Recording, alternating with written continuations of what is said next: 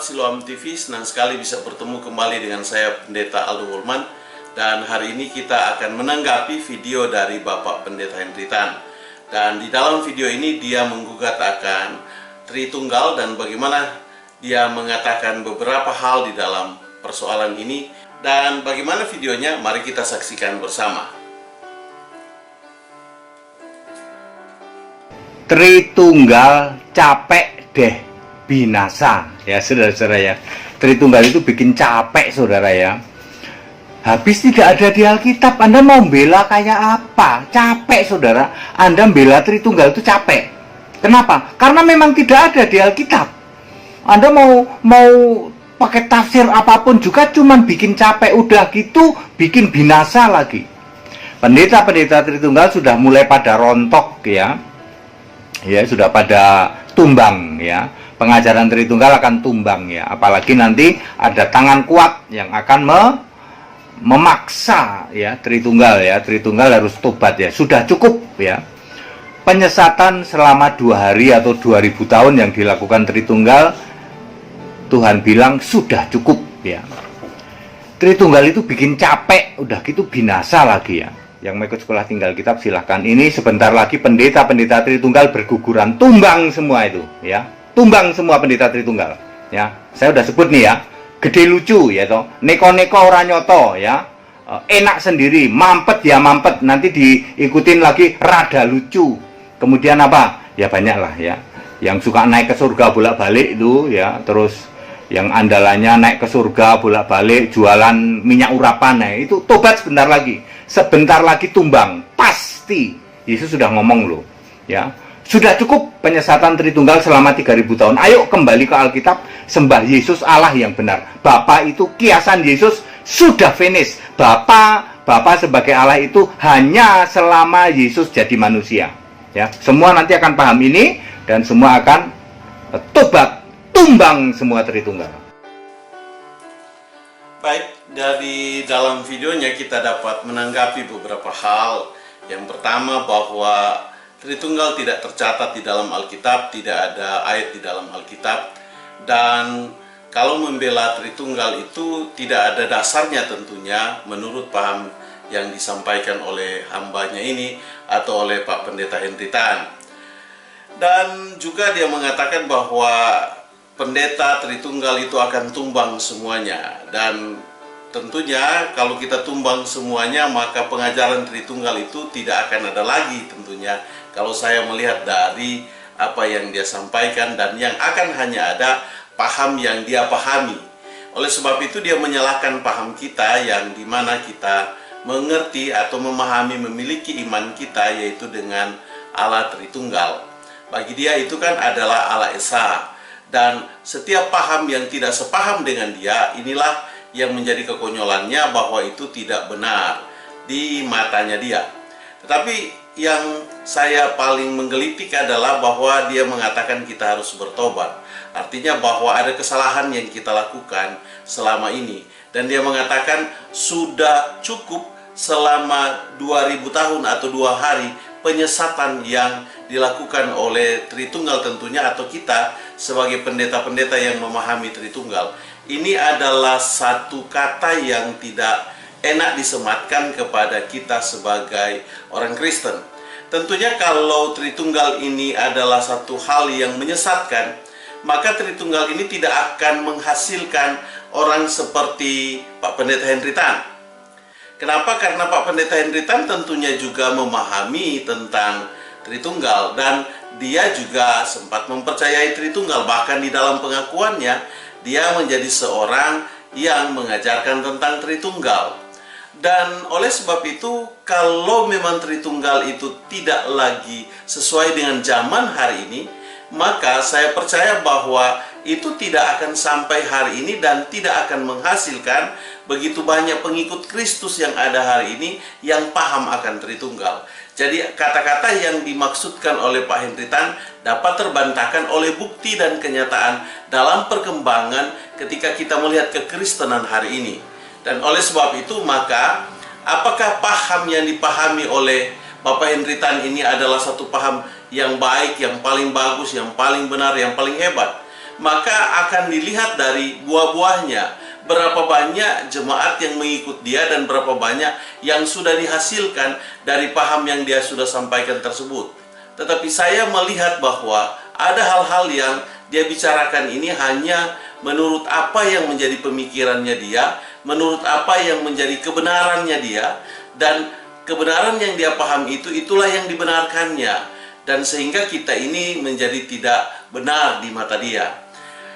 Dan kalau kita berbicara tentang hal ini, mari kita lihat di dalam data Alkitab. Tentunya Alkitab yang akan menunjukkan apakah benar Tritunggal itu ada atau tidak ada di dalam Alkitab. Maka kalau kita lihat dalam Kejadian pertama, Kejadian 1 ayat 1, di sana ada firman Allah menjelaskan bahwa pada mulanya Allah menciptakan langit dan bumi. Maka sudah ada Allah. Dan kemudian ketika Allah mau membentuk bumi ini, maka dia mengatakan di dalam ayatnya yang kedua, bumi belum berbentuk dan kosong, gelap gulita menutupi samudra raya, dan roh Allah melayang-layang di atas permukaan air. Maka ada kehadiran roh Allah di sana. Roh Allah ini siapa yang punya? Tentunya Allah yang menciptakan langit dan bumi. Persoalannya kenapa dia membentuk bumi ini dengan roh? Karena kalau kita lihat keadaan yang ada pada waktu itu memungkinkan dia untuk datang dengan roh. Dan kenapa juga dia memulai dengan air yang ada di bumi ini, dan semua bumi ini penuh dengan air sehingga dikatakan samudra, tidak ada daratan sedikit pun. Dan yang hanya bisa hadir di tempat yang demikian adalah roh. Kenapa? Karena roh itu bisa berada di mana saja dan dia tidak bisa dibatasi oleh ruang, waktu, dan tempat. Sehingga dia hadir di dunia ini untuk membentuk bumi ini. Tentunya ketika dia hadir secara roh, ada pertanyaan timbul, apakah Allah tidak bisa hadir dengan tubuh fisiknya? Tentu bisa. Tetapi kalau dia lakukan itu, maka dia akan menjadi sama seperti kita sebagai manusia dalam melaksanakan pekerjaan. Kita menggunakan tubuh fisik. Dan di mana kelebihan Tuhan kalau begitu? Di mana kelebihan Allah kalau begitu? Sehingga dia melakukan itu dengan rohnya. Kenapa? Ketika dia melakukan dengan roh, itu adalah salah satu kelebihan kemampuan dia yang tidak diberikan kepada manusia. Dan hanya dia yang memiliki. Dan dengan demikian maka kita bisa mengakui dia sebagai Allah. Kenapa? Karena dia punya kelebihan di dalam hal ini. Maka ketika kita lihat apakah hanya roh Allah saja yang berperan dalam membentuk langit dan bumi ini. Pada ayatnya yang ketiga di sana disebutkan berfirman Allah. Maka Allah itu memiliki firman, selain dia memiliki roh. Maka ada 3 di sana yang Pak Henry Tan bisa catat. Pertama adalah Allah, kedua adalah roh, dan ketiga adalah firman. Maka roh dan firman ini yang melaksanakan atau yang mewujudkan dalam membentuk langit dan bumi ini. Maka pertanyaannya adalah, apakah kehadiran Allah di bumi ini hanya dengan roh dan firman? Tentunya tidak. Karena dalam ayatnya yang ke-26 Kejadian pasal 1 mengatakan bahwa berfirmanlah Allah, baiklah kita menjadikan manusia menurut gambar dan rupa kita. Maka kalau menurut gambar dan rupa kita, bahwa roh itu tidak memiliki gambar dan tidak memiliki rupa. Dan juga demikian, firman ini juga tidak memiliki gambar dan tidak memiliki rupa. Kenapa? Karena dia itu adalah perkataan. Perkataan itu tidak memiliki bentuk rupa. Sama seperti yang dimaksudkan firman ini atau yang dimaksudkan oleh firman Allah. Pertanyaannya bagaimana ketika Allah mewujudkan akan persoalan gambar dan rupa?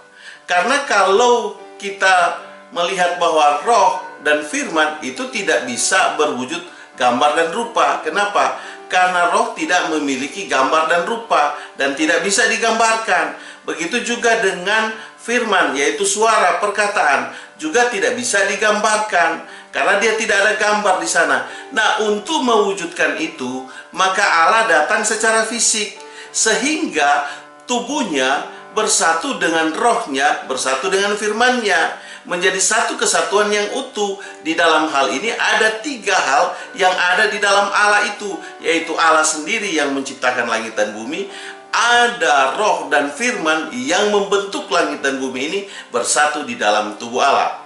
Kelebihan Allah adalah rohnya ini bisa bekerja, firmannya bisa bekerja.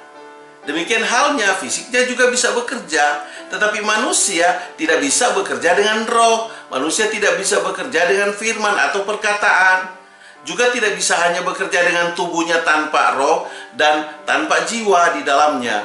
Dan bagaimana kita melihat Allah itu menggambarkan Allah seutuhnya yang ada di dalam bumi ini. Maka karena dia mengatakan baiklah kita menciptakan manusia menurut gambar dan rupa Allah, maka gambar dan rupa Allah itu ada pada manusia. Saya sebagai manusia di dalam diri saya ini terdiri atas tubuh saya, fisik saya dapat kelihatan, dan ada roh saya yang tidak kelihatan, dan ada perkataan saya yang tidak bisa kelihatan, yang tidak bisa digambarkan. Tetapi yang bisa digambarkan adalah tubuh saya. Maka di dalam hidup saya ini ada roh yang memberi saya kehidupan, dan ada tubuh fisik yang dapat kelihatan, dan ada perkataan saya yang saya bisa ucapkan, yang saya bisa sampaikan. Dan untuk mengatakan perkataan itu, maka kita membutuhkan yang namanya jiwa, ada kestabilan berpikir. Karena kalau orang jiwanya terganggu, perkataannya ngaco, tidak bisa berkata yang sesuai apa yang dikehendaki. Maka kita manusia ini sudah diciptakan oleh Allah menurut standar Allah.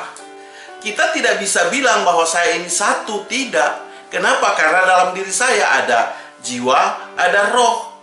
Tentunya roh tidak bisa sendiri. Begitu juga jiwa tidak bisa sendiri. Karena kenapa? Harus ada di dalam tubuh saya yang menghidupkan saya, yang memberikan saya kestabilan berpikir. Di dalam diri saya ini bukan hanya tubuh satu-satunya, bukan hanya roh satu-satunya, bukan hanya perkataan satu-satunya, tetapi ada ketiga itu. Maka saya bertanggung jawab terhadap apa pemberian Allah kepada saya, yaitu tubuh saya diberikan Allah, roh saya diberikan Allah, dan juga jiwa saya, berpikir saya, berkata saya itu adalah pemberian Allah. Sehingga saya ini adalah satu kesatuan yang di dalamnya ada tiga hal yang dapat kita lihat, yaitu tubuh fisik, roh saya, dan ada pikiran saya, ada jiwa saya, di mana ada perkataan saya. Dengan demikian maka saya akan bertanya kepada Bapak Pendeta Henry Tan, apakah tubuh Bapak itu hanya terdiri dari satu-satunya? Kalau Bapak mengatakan bahwa tubuh Bapak itu hanya terdiri dari satu-satunya, maka hanya tubuhnya saja. Apakah di dalam diri Bapak itu terdapat roh? Apakah di dalam diri Bapak itu masih terdapat juga perkataan, di mana ada pemikiran Bapak, di mana ada jiwa Bapak yang menopang fisik Bapak? Jika itu masih ada, itu tandanya bahwa kehidupan Bapak tidak satu-satunya, tetapi ada ketiga unsur yang melekat dalam kehidupan Bapak, yang menopang kehidupan Bapak, yang menopang fisik Bapak.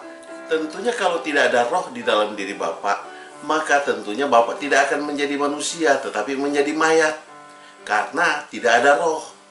Demikian halnya Bapak punya fisik, punya tubuh fisik, dan punya roh, tetapi tidak ada jiwa di dalamnya, tidak ada pikiran di dalamnya, tidak ada perkataan di dalamnya yang dihasilkan dari Bapak.